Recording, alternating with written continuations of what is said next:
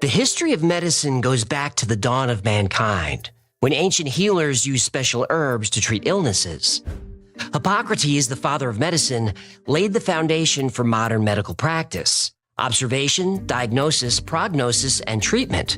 His work set the stage for centuries of medical progress. In the 19th century, Edward Jenner created a smallpox vaccine, and Louis Pasteur proved microorganisms cause disease. The 20th century brought antibiotics, medical imaging, and organ transplants. In the past 400 years, the human lifespan has doubled. But something happened to medicine along the way. It became an industry, a profitable one. President Eisenhower warned against creating a military-industrial complex because if you make war profitable, you'll always have war. And he was right. The potential for the disastrous rise of misplaced power exists and will persist. So here's a cynical question. If you make illness profitable, will you always have illness? Well, in recent years, trillions have been spent on cancer research and therapies. Now, that's a lot of people getting rich from a disease that's already been cured. Royal Raymond Rife was born in Nebraska in 1888. He was a good student and wanted to be a doctor. Only 16 years old, he was admitted to Johns Hopkins University, one of the best medical institutions in the world. Rife became fascinated by bacteriology and the microscopic world, which led him to optics.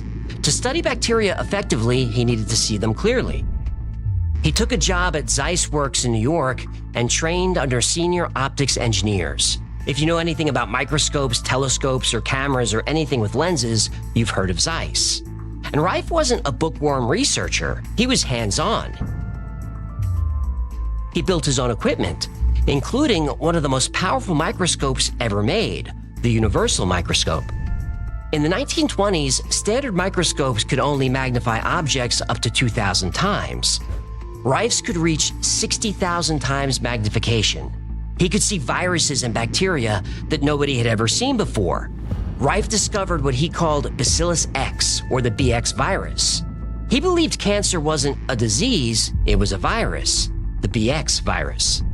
He wanted to destroy these microorganisms without harming surrounding tissue. Then he made another amazing discovery. He found that exposing microorganisms to specific frequencies caused them to explode. It's immediately paralyzed, and it starts disintegrating from within. All objects have a resonant frequency. When exposed to an external force matching this frequency, an object absorbs energy and vibrates more intensely. Parts of the human body have their own frequencies. This is useful in an MRI, which uses frequencies to produce diagnostic images. But it can also be dangerous.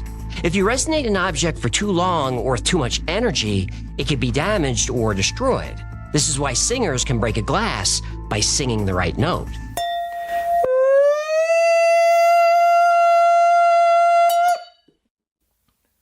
That's how you do it. So Rife built the Rife frequency generator, or Rife machine, which emitted specific frequencies to target and destroy specific microorganisms. He called the frequency the mortal oscillatory rate.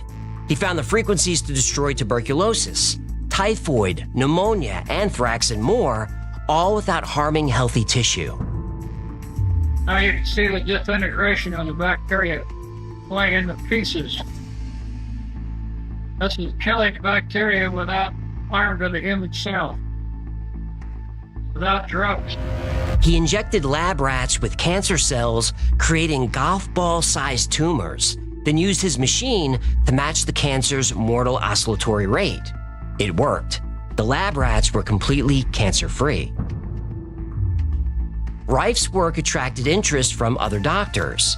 Dr. Milbank Johnson arranged a study on 16 cancer patients using Rife's machine. In 3 months, 14 of the 16 patients were completely cured. Dr. Royal Raymond Rife discovered the cure for cancer, and it ruined him. Royal Raymond Rife's discovery was a triumph. His clinical trial in 1934 was a huge success. 16 cases were treated at the clinic for many types of malignancy. After 3 months, 14 of these so-called hopeless cases were signed off as clinically cured by the staff of 5 medical doctors and Dr. Alvin G. Ford, MD, pathologist for the group. At first, the medical establishment rejected Rife's ideas. The notion that simple radio waves could succeed where radiation and surgery had failed, well, that was nonsense. They figured Rife's funding would dry up and he'd disappear. But that didn't happen. To get financed in medical research, you need support from the pharmaceutical industry. But Rife didn't need big pharma. He was backed by a few private investors, including William Timken, who owned a ball bearing company. With no ties to the medical industry, Rife had the freedom to research whatever and however he wanted. Doctors around the country figured if this Rife guy wasn't going away, they might as well look at his work. Rife used his machine more than 400 times on animal tumors. It worked every time, forcing even the most hardened skeptics to take notice. And there was no bigger skeptic than Morris Fishbein.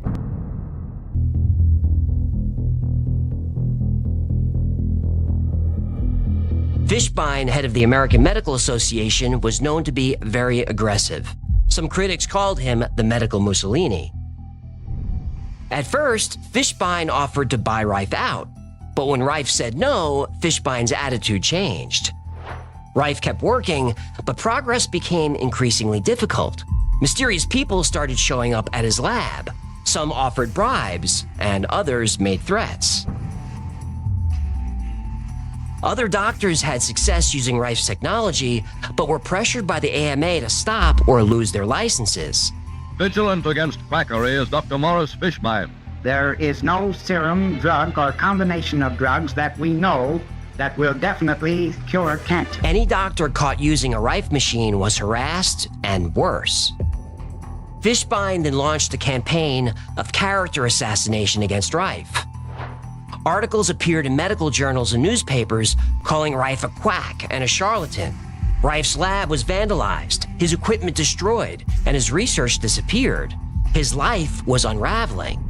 The final blow came in 1939. Fishbein offered one of Rife's investors legal assistance in an attempt to steal the company from Rife and other investors. Rife spent years fighting lawsuits. He went bankrupt, and the AMA stopped his work from proceeding. Royal Raymond Rife quietly retired. Broken, he turned to alcohol.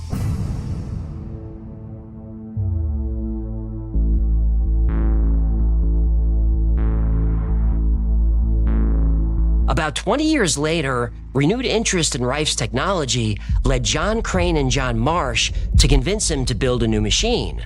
Rife agreed, but the business didn't last long. In 1960, their labs were raided without a warrant. All equipment and records were seized. Rife stayed out of court, but his partners were charged with medical fraud. Even though 14 patients testified they were cured by the Rife machine, Crane and Marsh were sentenced to 3 years in prison. Oh, by the way, the forewoman of the jury was an AMA doctor. He was again labeled a liar and a quack and reduced to poverty and despair. Many of Rife's associates faced tragedies. Dr. Milbank Johnson died in 1944, poisoned, and all his research disappeared. Burnett Labs in New Jersey, building Rife machines to treat cancer, mysteriously burned to the ground in 1939. All equipment and research were destroyed. And the owner of the lab, Dr. John Burnett, was related to William Timken. Dr. Elmer Nemes was a nuclear physicist, medical doctor, and microscope designer. He was trying to replicate Rife's work in 1969. He died while staying at a hotel when his bed suddenly caught fire. 2 years later, in 1971, Rife had a heart attack. While in the hospital, he died after he was accidentally given a lethal dose of Valium. His didn't die with him. Other pioneers would seek out alternative ways of curing diseases. The medical mavericks were not going away. But neither were Morris Fishbein or the AMA.